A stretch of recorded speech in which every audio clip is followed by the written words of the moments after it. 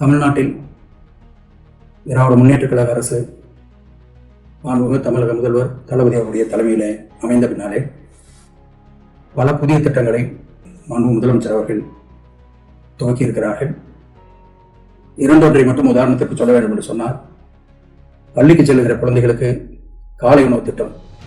காரணம், பல குழந்தைகள் காலையிலே உணவு உண்ணாமல் வருகிறார்கள் என்பதையெல்லாம் தெரிந்த மாண்பு முதலமைச்சர் அவர்கள் காலை உணவு திட்டத்தை கொண்டு வந்தார்கள். அது மிகப்பெரிய ஒரு வரவேற்பை இந்த மக்களிடத்தில் பெற்றது. அதே போல இல்லம் தேடி கல்வி, மக்களை தேடி மருத்துவம், இப்படி பல திட்டங்கள் சொல்லிக்கொண்டே போகலாம். முதல் கையெழுத்தை கூட மகளிருக்கு பேருந்தில் கட்டணமில்லா பயணம், இப்படிப்பட்ட பல வசதிகளை செய்து கொடுத்தார்கள்.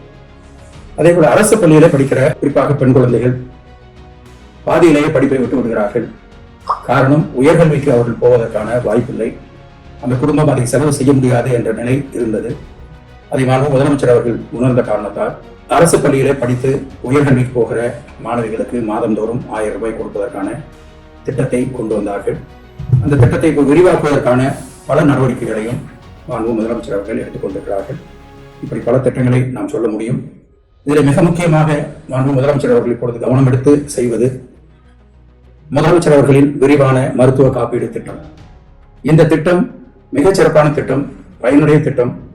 ஆனால் அந்த காப்பீடு அட்டையை பெறுவதிலேயும் அந்த அட்டைகளை புதுப்பித்துக் கொள்வதிலேயும் சில பிரச்சனைகள் இருந்தது. காலதாமதம் ஏற்பட்டது. அதிலே மக்கள் போய் அதிகாரிகளை பார்த்து செய்யும் பொழுது சில சிரமங்களை சந்திக்க வேண்டியிருந்தது. எனவே அதற்காக தனியாக முகாம்கள் நடத்துவதற்கான ஏற்பாடு செய்யப்பட்டு, குறிப்பாக நான் இப்பொழுது கோவை மாவட்டத்தை பற்றி சொல்ல வேண்டும். அங்கே முகாம்கள் இப்பொழுது நடந்து கொண்டிருக்கிறது. அது பிப்ரவரி மாதம் முழுவதும் தொடர்ந்து பிப்ரவரி மாதம் கடைசி வரை நடக்க இருக்கிறது. மாவட்ட ஆட்சித்தலைவரும் மற்ற அதிகாரிகளும் மிக சிறப்பாக அதை செய்து கொண்டிருக்கிறார்கள். அதே போல பொள்ளாச்சி நாடாளுமன்ற உறுப்பினர் சண்முக சுந்தரம் அவர்கள் அதற்கான பல அடிப்படை ஏற்பாடுகளை செய்து ஒரு முன்னுதாரணமாக மக்களுக்கு பயன்படுகிற வகையிலே அந்த திட்டத்தை இன்றைக்கு செயல்படுத்திக் கொண்டிருக்கிறார்கள். அதற்கான வேண்டுகோளாகத்தான் இப்பொழுது உங்களிடத்திலே நாங்கள் பேசிக் கொண்டிருக்கிறோம். எனவே நீங்கள் அந்த காப்பீடு அட்டையை பதிவு செய்வதற்கு இந்த முகாம்களை முழுமையாக பயன்படுத்த வேண்டும் என்று கேட்டுக்கொள்கிறோம். புதிய காப்பீடு அட்டை பெறுவதற்கு மட்டுமல்ல, ஏற்கனவே இருக்கிற காப்பீடு அட்டைகளை புதுப்பித்துக் கொள்ளவும், அதே போல நீங்கள் பழைய காப்பீடு அட்டையை தவற விட்டிருந்தால் அதற்காக மாற்று அட்டை கொடுப்பதற்கும், அது மட்டுமல்ல ஆதார் அட்டையில பெயர் மாற்றம் அல்லது முகவரி மாற்றம், இப்படிப்பட்ட மாற்றங்களையும் செய்து கொடுப்பதற்கு அந்த முகாமிலே எல்லா ஏற்பாடுகளும் செய்யப்பட்டிருக்கிறது. எனவே அதில் போகிற பொழுது நீங்களே மகிழ்ச்சி அடைகிற அளவிற்கு ஆரம்பத்திலே துவங்கி அந்த பணி உங்களுக்கு முடிந்து வெளியில வருகிற வரை அவ்வளவு சிறப்பாக அங்கே இருக்கிற அந்த பணியை செய்யக்கூடிய சகோதர சகோதரிகள் மிக அருமையாக செய்து கொண்டிருக்கிறார்கள். இதிலே முத்தமிழறிஞர் கலைஞருடைய மகளிர் உரிமை தொகை அந்த திட்டத்தின் கீழ் யார் யாரெல்லாம் 1000 ரூபாய் பெறுகிற அந்த குடும்ப அட்டையை வைத்திருக்கிறார்களோ அவர்களுக்கு, அதே போல மாற்றுத்திறனாளி சகோதர சகோதரிகளுக்கு, கணவனை இழந்துவிட்ட அன்புக்குரிய சகோதர சகோதரிகளுக்கு, அதே போல முதியோர் ஓய்வூதியம் பெறும் பெரியவர்களுக்கு, அது மட்டுமல்லாமல் பல அரசு உதவிகளை பெறக்கூடியவர்களுக்கு, இந்த நண்பர்களுக்கும் தாய்மார்களுக்கும் அது தகுதியான ஒரு அடிப்படையாக எடுத்துக் கொள்ளப்படுகிறது. அது மட்டுமல்ல, ஒவ்வொரு வருடமும் இதை குறிப்பதற்கான நடவடிக்கையை அரசு எடுக்க வேண்டும். அந்தந்த துறைகளும் மாவட்ட நிர்வாகமும் எடுக்க வேண்டும் என்று மாண்பு முதலமைச்சர் அவர்கள் எல்லோருக்கும் ஒரு அன்பான கட்டளையிட்டிருக்கிறார்கள். அதை மிக அருமையாக செய்து கொண்டிருக்கிறார்கள். குறிப்பாக கோவை மாவட்டத்திலே மிக அருமையாக நடந்து கொண்டிருக்கிறது. அதை பொதுமக்கள் முழுமையாக பயன்படுத்த வேண்டும் என்று கேட்டுக்கொள்கிறேன். இதில் உங்களுக்கு மருத்துவ செலவுக்காக ஒரு 5 லட்சம் ரூபாய் கிடைப்பதற்கான அந்த வாய்ப்பு இதில் இருக்கிறது.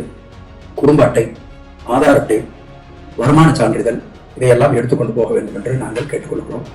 இவர்களை சரிபார்ப்பதற்கும், அதில் ஏதாவது தவறுகள் இருந்தால் அதை திருத்திக் கொடுப்பதற்கும், அது இல்லாதவர்களுக்கு அதை கொடுப்பதற்கும் அங்கேயே கிராம நிர்வாக அதிகாரி, அதே போல வட்டாட்சியர் போன்றவர்கள் அந்த முகாமிலே இருந்து இந்த உதவிகளை செய்து கொண்டிருக்கிறார்கள்.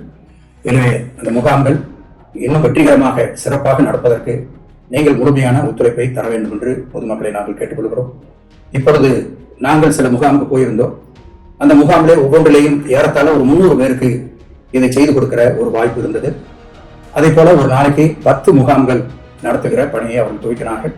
தேவை என்றால் அதை அதிகப்படுத்துவதற்கும் முழுமையாக எல்லோரும் அந்த முகாமிலே வந்து பயனடைந்து விட்டார்கள் என்ற அந்த பணி முடிகிற வரை அவர்கள் அதை செய்வார்கள் என்பதை நான் தெரிவித்துக் கொள்கிறேன். எனவே பொதுமக்கள் இதை பயன்படுத்திக் கொள்ள வேண்டும். பொதுமக்களுக்கு அரசாங்கம் செய்ய வேண்டிய ஒரு கடமையாக கருதி தளபதி அவர்கள் இந்த பணிகளை ஒப்படைத்திருக்கிறார்கள். அதற்கு முழு ஒத்துழைப்பை தாய்மார்களும் பெரியவர்களும் தர வேண்டும் என்று இந்த நேரத்தில் கேட்டுக்கொள்கிறோம். உங்கள் பகுதியில் முகாம் நடக்கும் நாள் மற்றும் இடம் பற்றி தெரிந்து கொள்ள பொள்ளாச்சி பாராளுமன்ற உறுப்பினர் திரு கு. சண்முகசுந்தரம் அவர்களின் அலுவலகத்தை தொடர்பு கொள்ளவும்.